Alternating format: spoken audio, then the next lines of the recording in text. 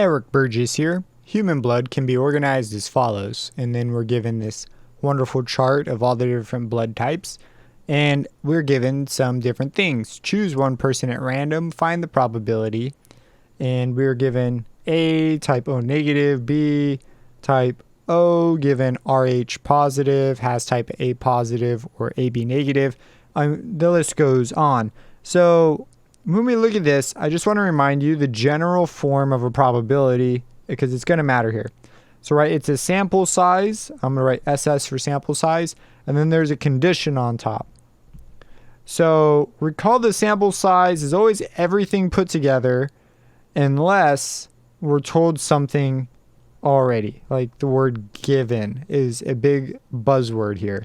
So it's kind of like I give you a name in a class. So let's just say you're going into a third grade class and you're looking for someone named Jerry, given that it's a girl.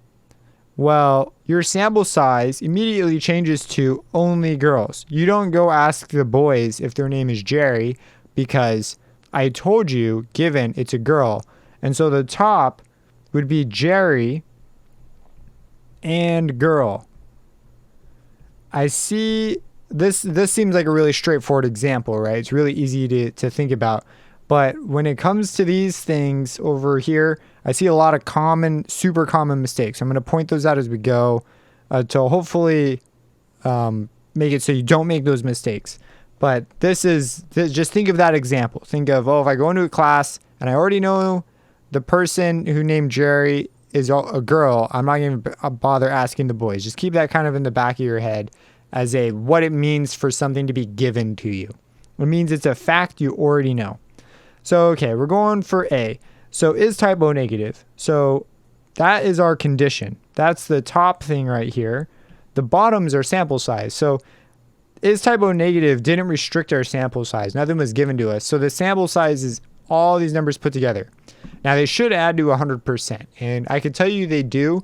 If you really want to be thorough, you should check. And if they don't, you should go up and ask, hey, these don't add to 100%. Something's weird with the data here. But they do. And so A, while we could ignore this, I'm going to write it here. The bottom's 100%, which is the same thing as 1, right? When we turn it into a decimal. And then we're looking for type O negative. Well, type O negative is, here's O negative right here, right? We go to the O and then we go to the Rh negative. So we have 6%, which is the same thing as 0.6. So this is just 0.6. So we could just look at the chart and write that down. But I want to get you in the habit of thinking like this, because when it becomes less straightforward, it's going to bite you. That happens in the next one. So we have B. So now we're told, has type O given Rh positive? So we're told given Rh positive. That's like the name. Or that's like we said, given that it's a girl. Given that it's Rh positive. So given that it's Rh positive means for the rest of our problem, we're not even going to look at Rh negative. Because we were told, hey, it's Rh positive. Why even bother looking there? It's as if these numbers aren't even here. They just got obliterated. So we draw our fraction. Our sample size, what we're left with is these numbers up here. So we've got to add those. So we've got 0.37 plus 0.34 plus 0.1 plus 0.04. Be careful with that decimal conversion. I see mistakes there. So 0.85 is the bottom. If you get a number over 1, that's also greater than the entire, that's like everything put together in sum. So that would also be a huge red flag. Because we're dealing with percentages, right? So if you got over 1, that's over 100%. It's crazy. So we've got 0.85. And then we say, okay, has type O. Now, I'm going to erase this. This is where I see the mistake that drives me nuts. Is people will go, oh, okay, as type O, well, here's all the type O, and then they'll add these two numbers and put it here.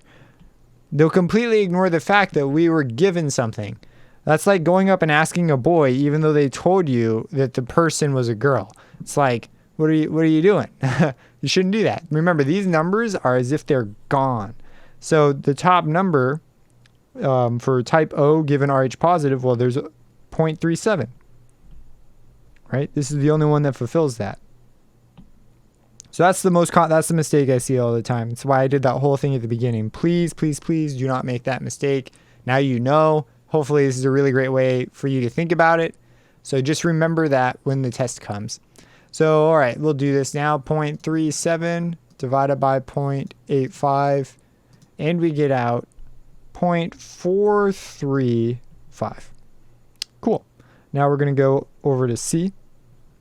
C says has type A positive or AB negative. So let's look at that. Now, it doesn't have any given that thing. So the sample size is 1. So nothing changes. We're just using our form of what a probability is. It's the sample size, and then there's a condition. So we have a condition that doesn't restrict or there's no given. So no sample size restriction. So now we say A positive. Well, let's look at this. Here's A, here's positive, so that's 34, so that's 0.34. And it says or is the same thing as union or plus, depending on how you were taught it. And then we're given AB negative, so here's AB, here's negative, so it's 1%, which is the same thing as 0.01. Again, be careful with the conversion. Some people will put 0.1 on accident, easy mistake. And then we've got 0.35 over 1, which is the same thing as 0.35. Blessed be, we're on to D. So here we got has RH negative given type B. So we were given something, which means that we restrict our sample size, right? That changes like we wrote right here. So type B is this right here. So all of a sudden, the only numbers that we care about are these ones. So our sample size is all those numbers put together, which is 0.12, right? 12%. The top number has RH negative. Well, remember, we don't care about any of these other RH negative because we are given type B. So we just ignore them. The only one we care about is this 2%.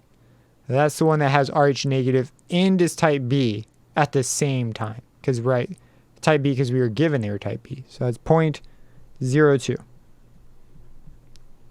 And that's going to be 0.02 divided by 0.12.